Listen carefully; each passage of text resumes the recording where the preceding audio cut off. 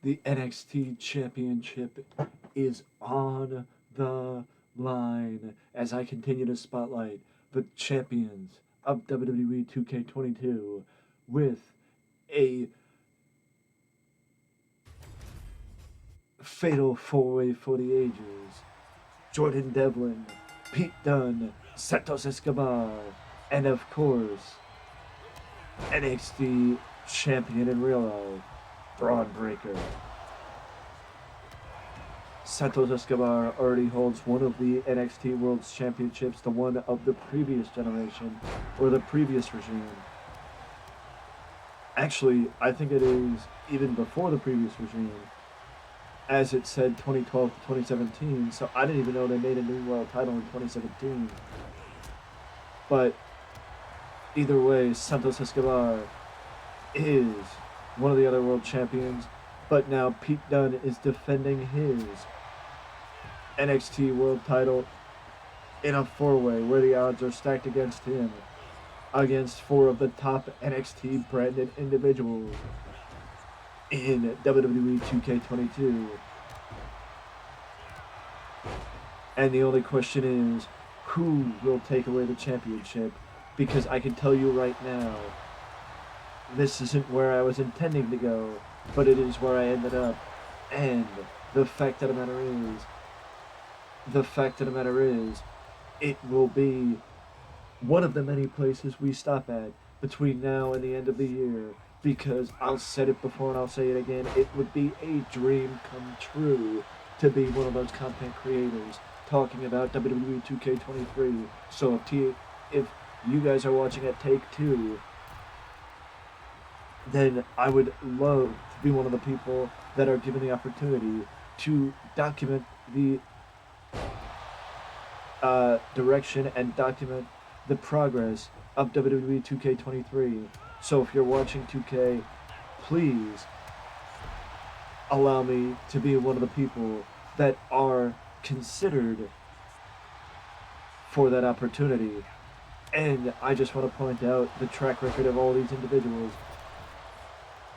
I think the only time you would have seen Santos Escobar is also in the six-pack challenge match.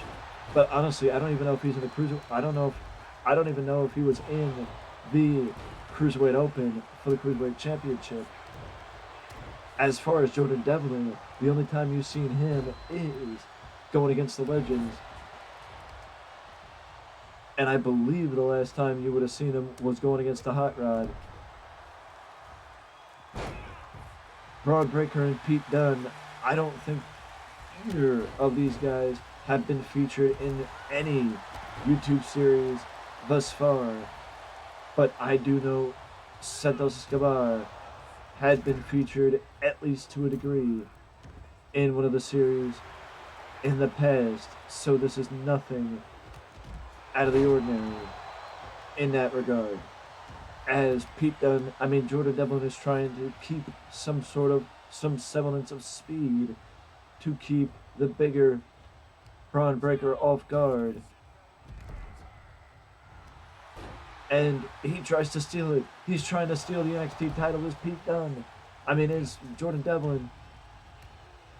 But I can only imagine the feeling of, I just spent the last few minutes updating some of the content in the backlog, or the archives, whatever you want to call it.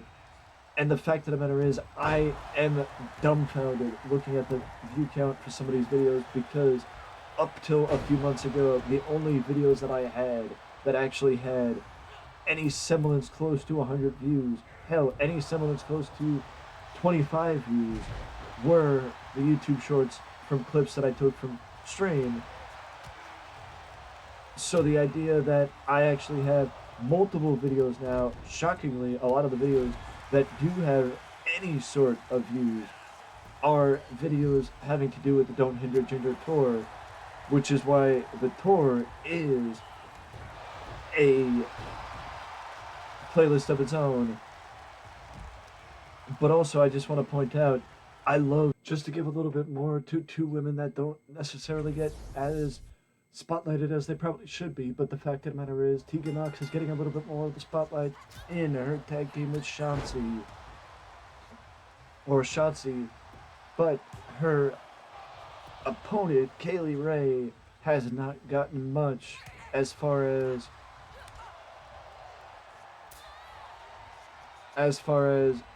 of an opportunity. And there was another way I was going to go with this. There was another way I was going to go with this, and I decided to go this way instead of the other way because I somehow, for some reason, have an affiliation with the idea of doing title for title matches in this spotlighting series.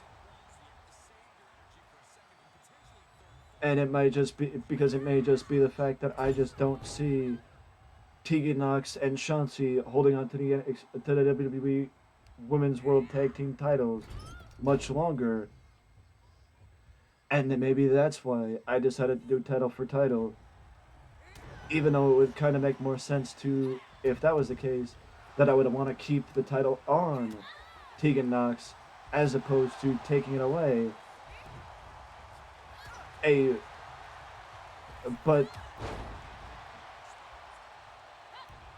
2 out of 3 falls, title for title, 1 NXT champion to come, and it actually does make a little bit of sense because the NXT UK brand was put up for auction and closed, or shuttered and closed, not put up for auction. WWE didn't sell it. It was shuttered and closed a few months ago, so the idea of having a unification match of sorts between the NXT UK champion and the NXT American champion is not out of the ordinary, considering the fact that what happened to the brand. Considering that fact, it's not out of the ordinary. But the fact of the matter is, one thing doesn't change, and that is, there really isn't much as far as NXT UK talent, in my opinion, accounted for in WWE 2K22. I could be wrong, but I just don't think that there is much, and at least she kicked out this time. She did not kick out the last time. The referee just didn't bother counting. Go figure on that one. Now, I don't know why she keeps bouncing off the turnbuckle.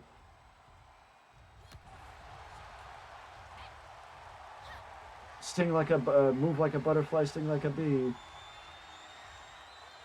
Gory bomb. Gory bomb. Kaylee Ray may run away with it.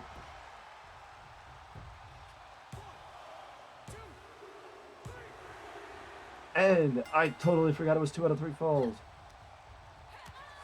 Honestly, I totally forgot it was 2 out of 3 falls, but she has taken Tegan Nox off guard is the best way to say it.